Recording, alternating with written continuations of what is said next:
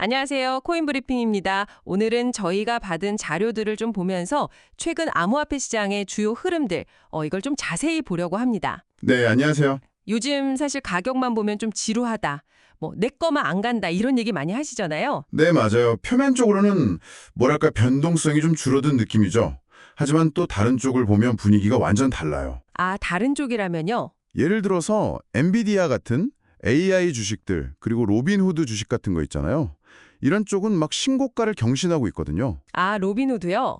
그 수수료 무료 정책이랑 젊은 층한테 인기 많아서 그런가요? 네, 그런 것도 있고 앞으로 코인 시장 확장될 거라는 기대감, 이런 게 다 맞물려서 좀 활기를 띠는 것 같아요. 그렇군요.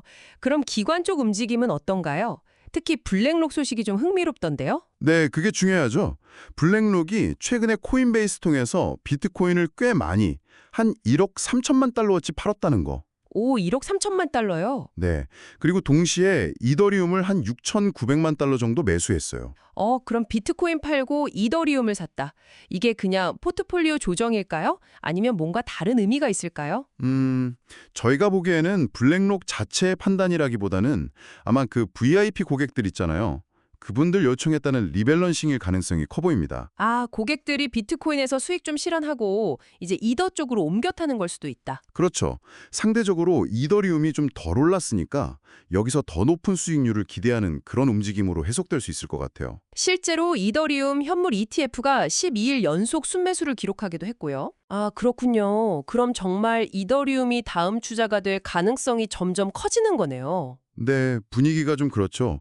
블랙록만 해도 이미 작년 7월에 이더리움 ETF 승인 받았었고 계속해서 스테이킹이나 RWA 관련해서도 승인 요청하고 있거든요. RWA면 실물 자산 토크나 말씀이시죠? 네, 맞아요. 부동산 같은 거요.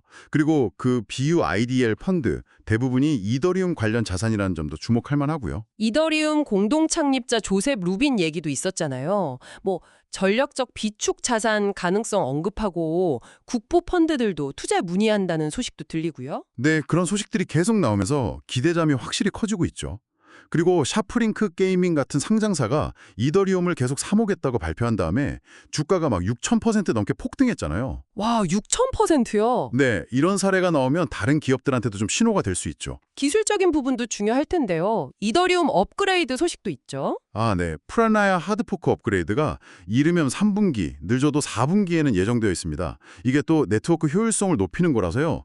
최근에 완료된 팩트라 업그레이드 때처럼 이것도 가격 상승 후에 다시 주목받을 수 있겠죠? 그리고 미국에서 스테이블 코인 법안 통과되면 이더리움이 가장 큰 수혜를 볼 거라는 전망도 있고요. 맞아요. 이더리움 기반 스테이블 코인이 많으니까요. 자, 그런데 또 다른 큰 변수가 있습니다. 바로 트럼프 전 대통령 쪽 움직임인데요. 이건 정말 예측이 어렵네요. 최근에 그 트럼프 원래 출시 관련해서 좀 혼선이 있었죠? 네, 그랬죠. 뉴스는 막 나왔는데 정작 트럼프 조직 관계자나 아들들은 그거 우리 거 아니다. 법적 대응하겠다. 뭐 이렇게 나왔잖아요. 아, 자기들끼리도 조율이 안 되는 건가요? 네, 그런 것 같아요. 이게 뭐랄까, 트럼프 관련 그룹 안에서도 암호화폐 사업 주도권을 잡으려는 경쟁이 치열하고 일종의 포모, 그러니까 나만 뒤처지면 안 된다는 그런 심리가 강해서 서로 조율 없이 막 각자 추진하려는 움직임으로 보여요. 트럼프 아들들은 또 자체 월렛 개발 중이었다고 하고요. 와, 정말 복잡하네요. 근데 트럼프 측 움직임이 최근 6개월 사이에 정말 광폭 행보라고 할 만큼 많았어요. 맞아요. 정말 많았죠. NYSE에서 비트코인 ETF 옵션 거래 추진한다고 SEC에 서류 내고 비트코인 채굴 회사 만들어서 나스닥 상장시킨다고 하고 그게 빠르면 7월이나 9월쯤이라고 하죠. 네네. 스테이블 코인 만들어서 중동 외교에 쓴다거나 바이낸스 상장시킨다는 얘기도 있었고, 그렇죠. 또 월드 리버티 파이낸셜 통해서 직접 코인 매수하고 트럼프 밈 코인 만들어서 NFT랑 연계하고 거기에 또 25억 달러 추가로 코인 투자하겠다는 계획까지 발표했고요. 정말 전방위적이네요.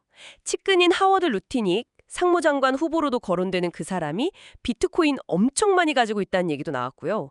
마이크로 스트래티지 따라잡는 거 아니냐는 말까지. 네, 그러니까요. 이게 다 불과 6개월 만에 나온 얘기들이라는 게 놀랍죠. 정치 권력이 시장에 미치는 영향이 점점 더 커지는 것 같습니다. 자, 그럼 이런 기관이나 정치권의 움직임들이 결국 알트코인 시장 전체에는 어떤 영향을 줄까요? 우리가 기다리는 그 알트 시즌 다시 올 수 있을까요? 전통적으로는 그랬죠. 비트코인 오르고 그다음에 이더리움 그리고 나서 알트코인으로 자금이 이렇게 순환하는 거예요. 네, 그 사이클이요. 네, 비트코인 ETF 나오고 나서 이게 좀 힘을 잃는 거 아니냐 했는데 또 이더리움 ETF 승인 가능성이 커지니까 다시 이 전통적인 사이클에 대한 기대감이 스물스물 올라오는 것 같아요. 아, 그럼 만약에 이더리움 가격이 정말 확 오른다면 오히려 이 사이클이 예상과 다르게 진행될 수도 있겠네요. 뭐 순서가 바뀌거나 훨씬 빨라지거나. 네, 충분히 그럴 수 있습니다. 특히 좀 빠른 수익을 원하는 개인 투자자분들 같은 경우는 비트코인이나 이더리움, 대형 알트 건너뛰고 바로 중소형 알트코인으로 자금이 확 쏠릴 수도 있죠. 그러면 정말 정신없겠는데요? 그렇죠. 중요한 건 블랙록 고객이든 트럼프 쪽 세력이든 아니면 그냥 개인 투자자들이든 지금 시장 참여자 다수가 어떤 형태로든 알트코인 상승을 좀 바라고 있다. 이런 분위기가 감지된다는 겁니다. 네, 정리를 해보면 지금 가격은 좀 답답하게 느껴질 수 있지만 물밑에서는 정말 바쁘게 돌아가고 있다는 거네요. 기관, 정치 세력, 기업들까지 이더리움과 알트코인을 중심으로 다음 판을 짜고 있다. 이렇게 볼 수 있겠군요. 네, 맞습니다. 어쩌면 중요한 변곡점일 수도 있겠죠.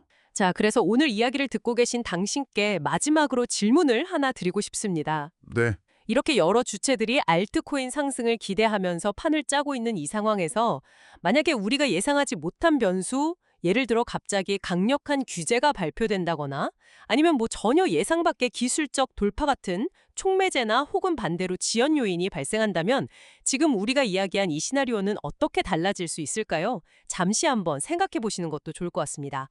오늘 분석은 여기까지입니다. 시청해 주셔서 감사합니다. 네, 감사합니다.